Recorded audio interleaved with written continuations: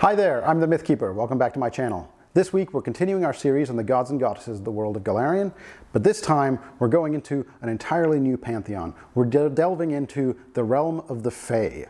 Now there are various characters that might have some kind of Fey ancestry, but the most notable of these are the gnomes, who all come from a special place called the First World, which is where all Fey creatures come from, and they have their own pantheon, gods and goddesses from this other dimension that have a little bit of a more ethereal nature than the gods that we've tackled before, kind of chaotic in nature. They are called the Court of the Eldest, and I'm covering them all in one video right now coming at you. This week we're talking about the Court of the Eldest, the fickle gods of the Fey. When the gods abandoned the First World, which was an initial rough draft of creation shaped in distant prehistory, native beings of incredible power stepped in to fill the vacuum. These beings are called the Eldest and have evolved deific powers in the First World. But they don't share a lot of the same concerns that other gods do. The Eldest, for example, don't concern themselves with expanding their followings or advocating ideologies. Many barely acknowledge their worshippers at all, concerning themselves only with their own mysterious motivations and doling out divine power merely because they have much to spare, and doing so amuses them.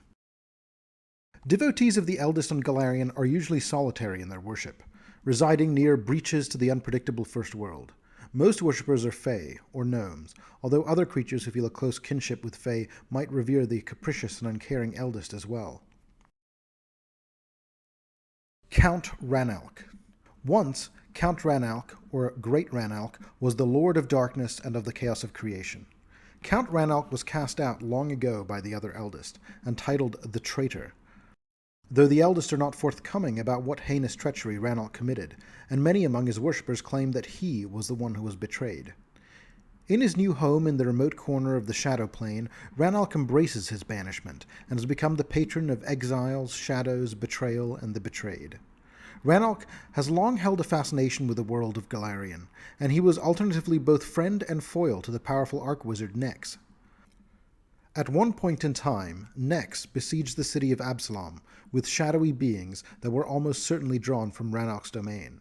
Shortly thereafter, Count Ranalc vanished from reality. Although he continues to grant spells to his devout worshippers, Ranalc has otherwise wholly disappeared. Theories about his disappearance abound, although they are as obscure and as self-contradictory as the enigmatic Eldest ever was. The Green Mother. The Green Mother is the eldest of carnivorous plants, intrigue, and seduction. The Green Mother personifies the raw thrill and desire found throughout nature. Lush plants that entice prey only to kill with barbs or toxins lie within her authority, as do lustful acts and whispered secrets occurring in wild terrain. Her seductive form shifts from that of a beautiful fey, such as nymphs, to incorporating natural lures, like sweet-smelling flowers and graceful verdant tresses. Just as the Green Mother's form constantly changes, her mood shifts from suggestive temptress to indifferent poisoner. No matter her form or attitude, the Green Mother is among the canniest of the Eldest, and she maintains several loyal agents who keep her well informed about goings-on in the First World and beyond. This information fuels her intrigues among the Eldest, and they all believe it wisest to keep on the Green Mother's good side, lest their secrets be seductively whispered into the ears of their enemies. Imbrex. Known as the Twins, Imbrex is the mysterious eldest of twins, statues, and endings. Appearing as two immense stone statues hundreds of feet tall, holding hands and looking outward, Imbrex neither moves nor speaks. This eldest somehow communicates with telepathic utterances that rend minds or deliver psychic enlightenment, but they more often express their will through startlingly realistic dreams that sometimes manifest into strange life. An entire city named Anopheus sprawls at Imbrex's 4 feet, populated by jaded urbanites, eager aspirants, and prowling dream creatures made real. An unusually high proportion of those born in Anopheus are twins, and twins are also common among Imbrex's worshippers.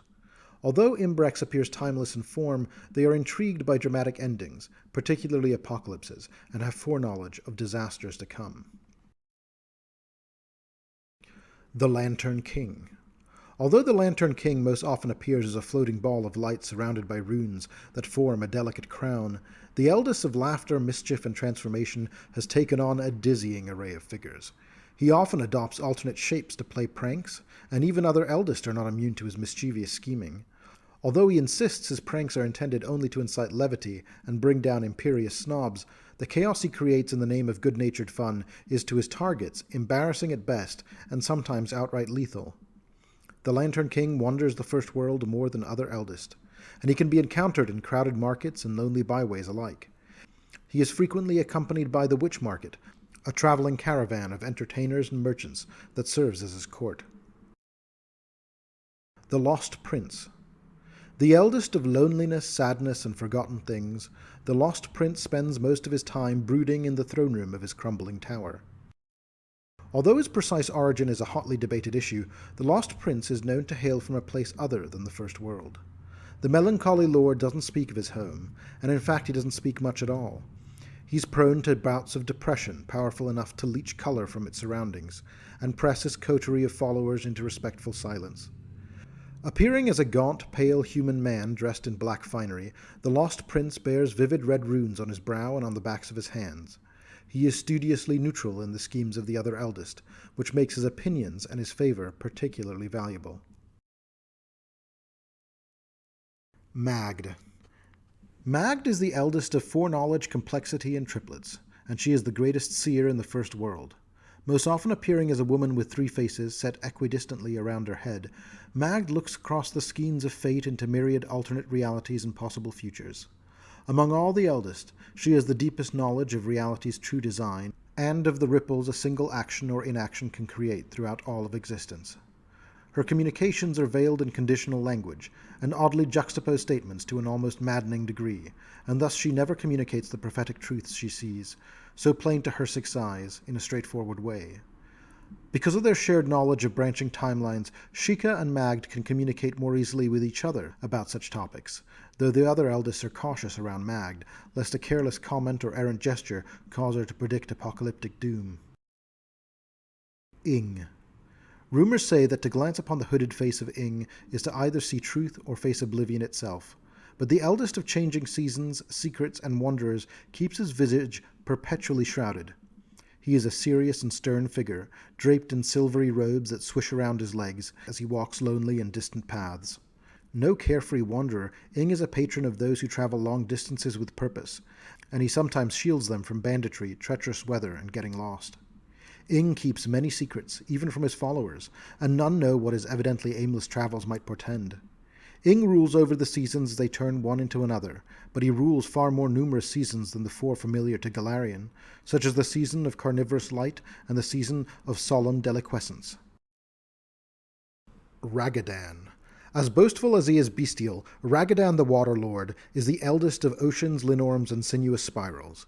He appears as a great serpentine dragon in the First World seas, but he is widely traveled, and takes other forms as needed to pursue both martial conquests and amorous affairs.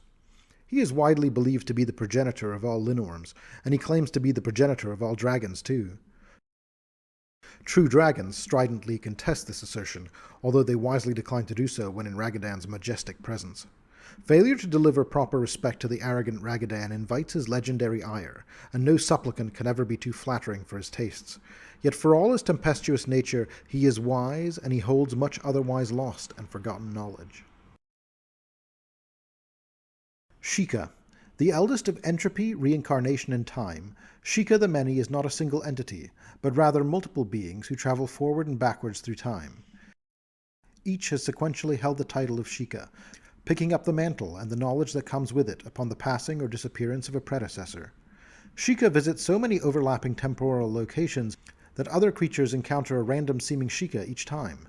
This eldest knows of the multiverse's birth as well as its death, having experienced both.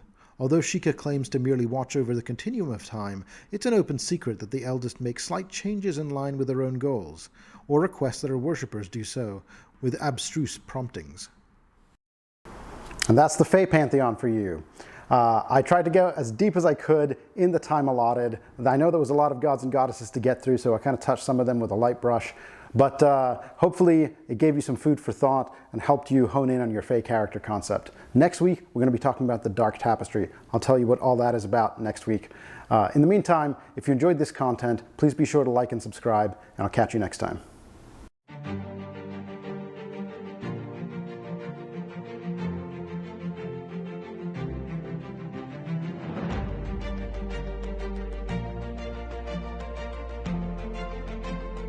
you.